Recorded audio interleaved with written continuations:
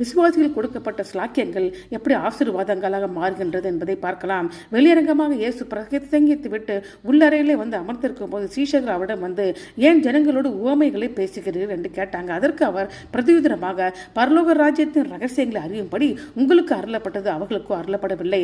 ஆகவே தன்னுடைய ரகசியங்களை புரிந்து கொள்ள தம்முடைய சீஷர்களை இயேசு தேர்ந்தெடுத்திருக்கிறாரு. அவருடைய சீஷர்கள் 12 பேர் மாத்திரமல்ல, பிதாவின் சித்தத்தை செய்கிறவர்களும் ஆவியானவரின் நிந்திக்காதவர்கள் யாவருமே சீஷர்களாக கருதப்படுறாங்க. தன்னுடைய ஊழியத்தில் 2 காரியங்கள் நடக்கின்றன இயேசு உறுதிப்படுத்துகிறாரு.